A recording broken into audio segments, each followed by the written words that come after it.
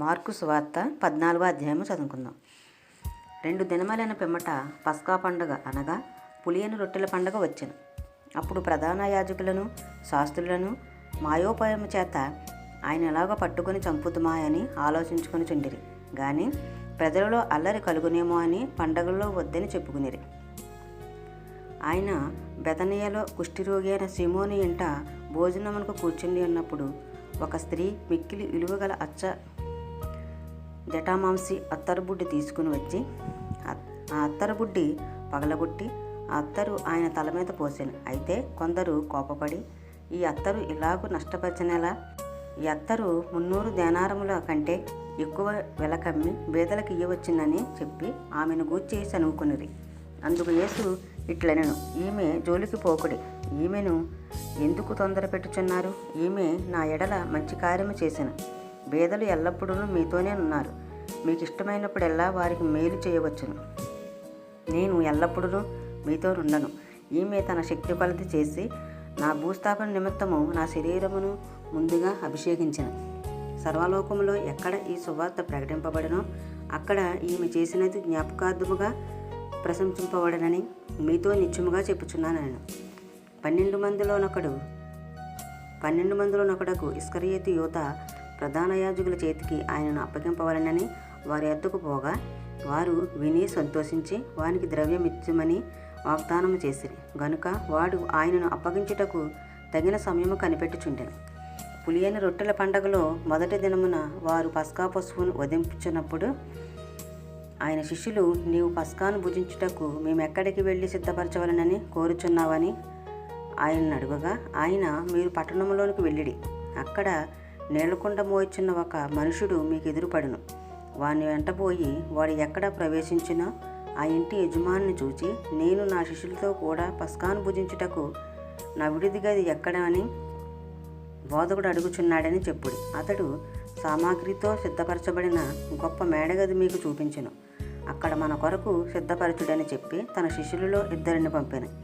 శిష్యులు వెళ్ళి పట్టణంలోనికి వచ్చి ఆయన వారితో చెప్పినట్టు కనుగొని పస్కాను సిద్ధపరిచిరి. సాయంకాలమైనప్పుడు ఆయన తన 12 మంది శిష్యులతో కూడా వచ్చెను. వారు కూర్చుండి భోజనము చేయుచుండగా యేసు, మీలో ఒకడు అనగా నాతో భుజించుచున్నవాడు నన్ను అప్పగించునని నిత్యముగా మీతో చెప్పుచున్నానని వారితో చెప్పగా వారు దుఃఖపడి, నేనా అని ఒకరిని తర్వాత ఒకడు ఆయన అడగసాగిరి.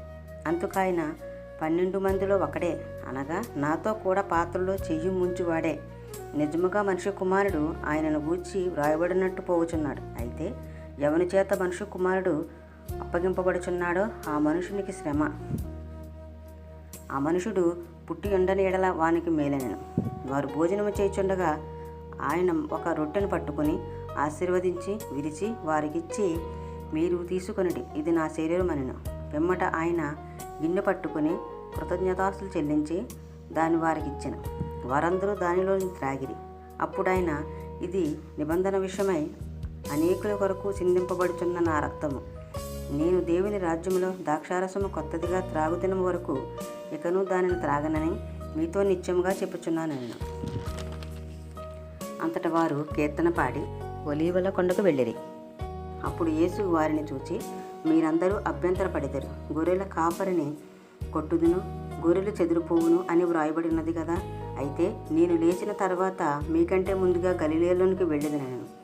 అందుకు పేతురు, అందరూ అభ్యంతరపడినను నేను అభ్యంతరపడనని ఆయనతో చెప్పగా యేసు అతన్ని చూచి, నేటి రాత్రి కోడి 2 మారులు కుయ్యకమునిపే నీవు నన్ను ఎరగనని ముమ్మారు చెప్పెదవని నీతో నిత్యముగా చెప్పుచున్నానను. అతడు మరి ఖండితముగా, నేను నీతో కూడా సావలసి వచ్చినను నిన్ను ఎరగనని చెప్పనను. అట్లు వారందరూ అనిరి. వారు బెత్సెమనే అనబడిన చోటునకు వచ్చినప్పుడు ఆయన, నేను ప్రార్థన చేసి వచ్చే వరకు మీరిక్కడ కూర్చుండిరని తన శిష్యులతో చెప్పి పేతురును యాకోబును యాహానును వెంటబెట్టుకుని పోయి మిగిలిన విభ్రాంతి నొందుటకును చింతాకాంతుడగుటకును ఆరంభించెను. అప్పుడు ఆయన, నా ప్రాణము మరణమగునంతగా దుఃఖములో మునిగి ఉన్నది, మీరిక్కడ ఉండి మెలకువగా నుండుడని వారితో చెప్పి కొంత దూరం సాగిపోయి నేల మీద పడి సాధ్యమైతే ఆ గడియ తన యొద్ద నుండి తొలగిపోవాలనని ప్రార్థించుచు, నాయనా తండ్రి, నీకు సమస్తమును సాధ్యము, ఈ గిన్నె నా యొద్ద నుండి తొలగించుము, అయినను నా ఇష్ట ప్రకారము కాదు నీ చిత్త ప్రకారమే కానిమ్ము అనెను. మరలా ఆయన వచ్చి వారు నిద్రించుచుండట చూచి, సీమోను, నీవు నిద్రించుచున్నావా? ఒక్క గడియైనను మేలుకొని ఉండలేవా? మీరు శోధనలో ప్రవేశించకున్నట్లు మెలకుగా నుండి ప్రార్థన చేయడి. ఆత్మసిద్ధమే గాని శరీరం బలహీనమని పేతురుతో చెప్పి తిరిగిపోయి ఇంతకు ముందు పలికిన మాటలనే పలుకుచూ ప్రార్థించెను. ఆయన తిరిగి వచ్చి చూడగా వారు నిద్రించుచుండిరి. ఎలయనగా వారి కన్నులు భారముగా ఉండెను. ఆయనకేమీ ఉత్తరం ఇవ్వవలనో వానికి తోచలేదు. ఆయన మూడవసారి వచ్చి, మీరిక నిద్రపోయి అలసట తీర్చుకునుడి, ఇక చాలును, గడియ వచ్చినది. ఇదిగో మనిషి కుమారుడు పాపుల చేతికి అప్పగింపబడుచున్నాడు. లెండి, వెళ్ళుదము. ఇదిగో నన్ను అప్పగించువాడు సమీపించి ఉన్నాడని చెప్పాను. వెంటనే ఆయన ఇంకాను మాట్లాడుచుండగా 12 మంది శిష్యులలో ఒక్కడైన ఇస్కరియోతు యూదా వచ్చెను. వానితో కూడా బహుజనులు కత్తులు గుదియులు పట్టుకుని ప్రధాన యాజకుల యొద్ద నుండి, శాస్త్రుల యొద్ద నుండి, పెద్దల యొద్ద నుండి వచ్చిరి. ఆయనను అప్పగించువాడు నేనెవరిని ముద్దు పెట్టుకునేందునో ఆయనే యేసు. ఆయనను పట్టుకొని భద్రముగా కొనిపోవుడని వారికి గుర్తు చెప్పి ఉండెను. వాడు వచ్చి వెంటనే ఆయన వద్దకు పోయి, బోధకుడా అని చెప్పి ఆయనను ముద్దు పెట్టుకొనగా వారు ఆయన మీద పడి ఆయన పట్టుకునిరి. దగ్గర నిలిచి ఉన్నవారిలో ఒకడు కత్తి దూసి ప్రధాన యాజకుని దాసుని కొట్టి వాని చెవి తెనగ నరికెను. అందుకు యేసు, మీరు బందిపోటు దొంగ మీదకు వచ్చినట్టు కత్తులతోనూ గుదియలతోనూ నన్ను పట్టుకొని వచ్చిదిరా? నేను ప్రతిదినము దేవాలయంలో మీ వద్ద నుండి బోధించుచుండగా మీరు నన్ను పట్టుకొనలేదు. అయితే లేఖనములు నెరవేరినట్లు ఇలాగ జరుగుచున్నదని చెప్పాను.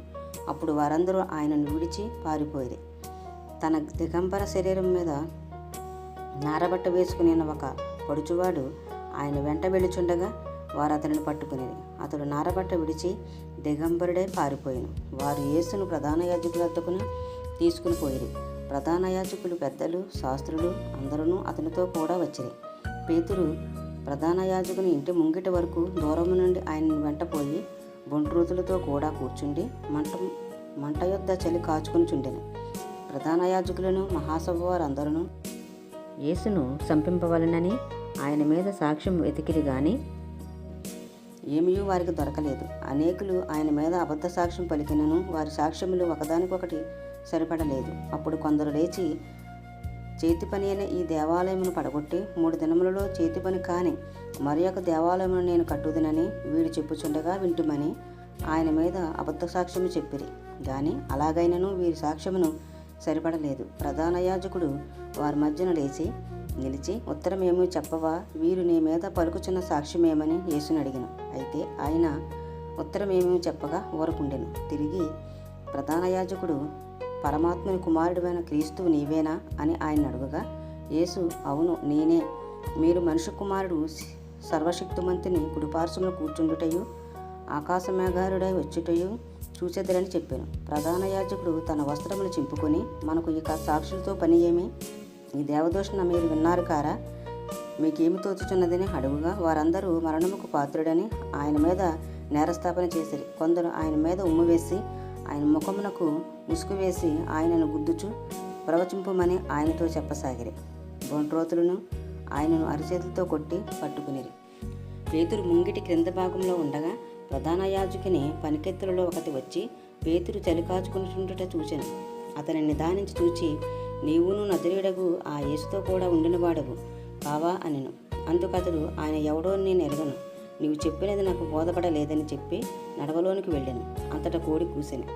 ఆ పనికెత్తే అతనిని చూచి, వీడు వారిలో ఒకడని దగ్గర నిల్చున్న వారితో మరలా చెప్పసాగాను. అతడు మరలా నేను కానెనెను. కొంతసేపు అయిన తర్వాత దగ్గర నిల్చున్నవారు మరలా పేతురుని చూచి, నిజముగా నీవు వారిలో ఒకడవు, నీవు గలిలయుడవు కదా అనిరి. అందుకతడు, మీరు చెప్పుచున్న మనుషుని నెరగనని చెప్పి శపించుకునుటకును వెట్టు పెట్టుకునుటకును మొదలుపెట్టాను. వెంటనే 2వ మారు కోడి కూసాను. గనుక కోడి 2 మారులు కుయ్యకు మునుపు నీవు నన్ను ఎరగనని ముమ్మారు చెప్పేదవని యేసు తనతో చెప్పిన మాట పేతురు జ్ఞాపకమునకు తెచ్చుకుని తలపోయుచు ఏడ్చెను.